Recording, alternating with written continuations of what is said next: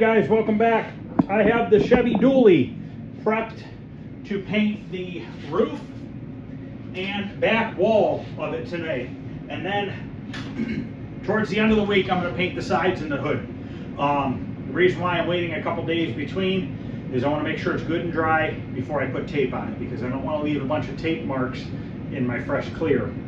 The reason why I'm painting it in two pieces or two separate times is because the truck is big, and in order for me to reach the hood or the roof all the way across, I'm not super tall, I'm about 5'9". If I try to do the sides and the roof all in one shot, I run a real good risk of screwing the sides of the truck up. So let's go take a look at how I taped it off. And I just got done mixing up my epoxy primer for 15 minutes. We're going to use that as a sealer. Light coat of that down, and then white, and then our pearl, and then clear. So I taped it off right along here. I used the foam tape in the door jambs, which I will show that to you in a minute. But I have it taped off right here at this edge, so that when I come back to tape the roof, I'm going to tape it right on this edge here, and then, you know, paint the sides of the truck. Same thing with this. I have it taped off right here on this inside edge right here. When I go to repaint, I'll tape it off right there, and that'll get hidden by the bed when the bed goes on. So that's all I'm painting tonight, is the back wall and the roof. And the back wall right here, I'm not going to seal this. Okay, I'm not going to waste the material. Up to about here, it gets covered with the bed side, or with the bed front. So we're just going to put the white right over that.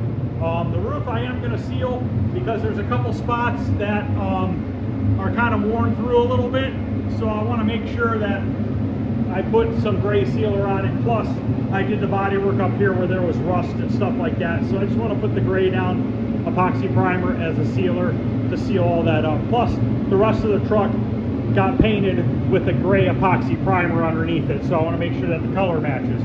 Plus, you know, you got your door top here and your roof. You can see both of these at the same time, so I want to make sure that I put that epoxy primer on there. I've already wiped it down. I've tack clothed it one time so far. I still need to tack cloth it off again. This is a foam tape I use for the door jambs. I double layer it. I put a piece on the door, back side of the door, and a piece on the cab itself. And what this does is this gives you a real nice tape line, because the way that this foam is made, it rolls in on the bottom side where the sticky is, and it kind of lets your paint kind of blend into the jamb. So I already did the doors themselves. I have not done the hood yet, and I could show the hood to you later this week when I go to tape off the hood and stuff like that. I'll show you how I'm going to put that tape on there, so you can try to minimize overspray as much as possible. So I'm going to go ahead and mix up this epoxy primer. This is made by Speedy Coat. It is a direct to metal. DTM means direct to metal primer / sealer. So I'm using it as a sealer today. So I am going to do 2 parts. Is this a 2 or a 4 to 1? I forget. 4 to 1. 4 parts epoxy, 1 part hardener, 1 part reducer. So by doing that, it's going to be pretty thin, and it's going to give me just a nice even light gray coat over everything. Then we can start with our white base coat. So I'm going to go ahead and get this mixed up, and we're going to go out there. I'm going to tack cloth it off one more time. I need to see if I can get the tripod high enough up so that you guys can see the roof. I should be able to. I might have to set it on the frame of the truck or a bucket or something, but I'll figure it out. So off camera, I'm going to go ahead and get this mixed up using a 1-3 tip for my color and my clear. So, all right, I'll be back.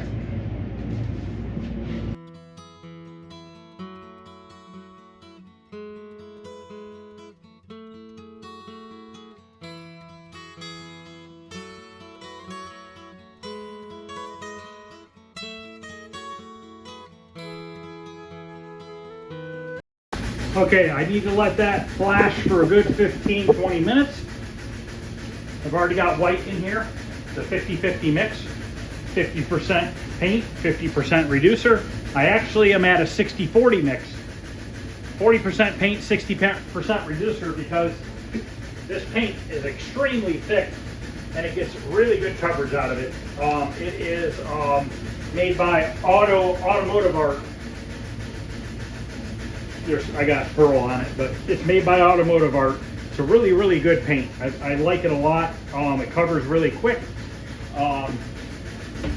It's reasonably priced. I think, I don't know. I don't know what the price is. This is a buddy of mine's truck. He picked up the paint, so I'm not sure. I'm sure it was over $1,000 for the gallon of white with pearl, maybe a little bit higher. I'm not sure exactly, but I'm gonna let that flash for another 10 minutes. It's been about 5, and we'll see if it's ready. If it's ready, I'm gonna go ahead and put the first coat of white on. I'm gonna put the white on the back wall first, and then the roof.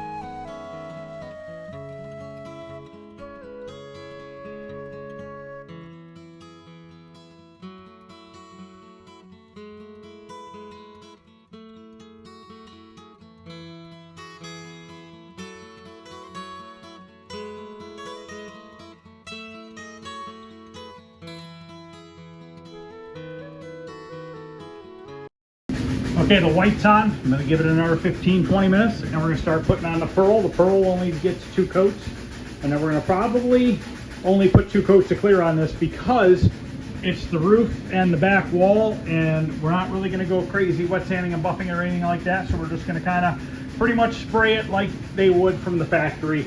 A good 2 coats, and that'll be it.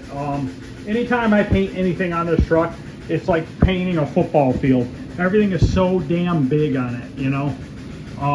But we're getting there.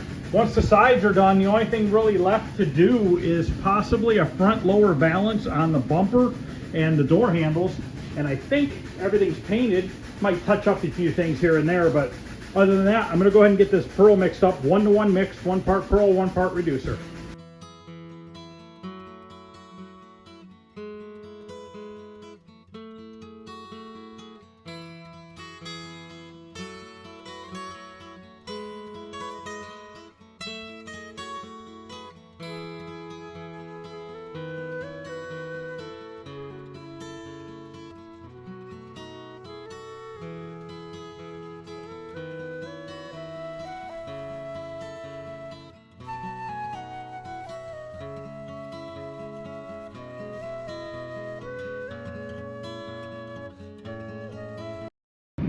All right, it's been about a half an hour. I went and ate dinner while I was letting this set up for a little bit. So now I'm going to tack cloth the truck off right before I start with the clear. We're going to use the Wanda 4-to-1 clear. I'm not going to put any reducer in it. It's a 4-to-1 mix. We're going to use a slow hardener. The slow hardener is going to give me a little bit more time to get through the roof. So basically, once I do the back wall, I'll start on the inside edge here, or the outside edge here, and work my way to the center. Walk around the vehicle, pick up from the center, take my way over to the edge. The slow hardener in a spray booth is kind of what you need. It is winter time, it's 20 degrees outside, but I have the heat in the spray booth at 80, so it's basically just like spraying in the summertime. I try to keep consistent temperature all year long, because when you start doing a bunch of fluctuations with temperatures is when you start getting a bunch of screw ups, because temperature changing, humidity, stuff like that changes how paint reacts, which in turn screws shit up. And if you can try to keep a consistent temperature the whole time that you paint all year long, you're going to get better at it, because you're going to get used to how everything works. You know, if it were 50 or 60 degrees in here, I'd recommend a medium or slow, or a medium or a fast hardener. But since we have air movement and heat, we're going at the slow. So I'm gonna get it mixed up, go out there, we're gonna put on a light to medium coat, and then we're gonna put on one real nice coat about 10 to 15 minutes after the first one.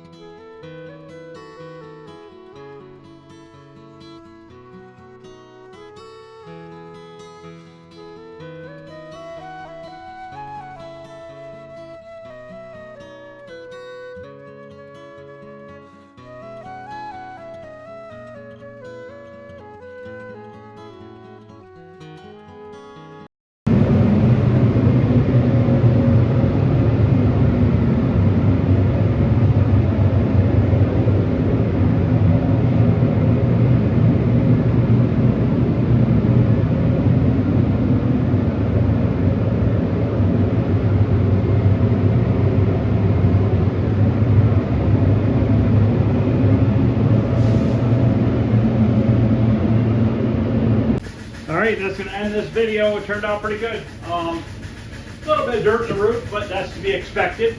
Not a big deal. Just knock down the nibs and buff it out. Later on this week, I'm going to do the sides and the hood, and then we just have a couple little pieces left to do. We can start putting this thing back together.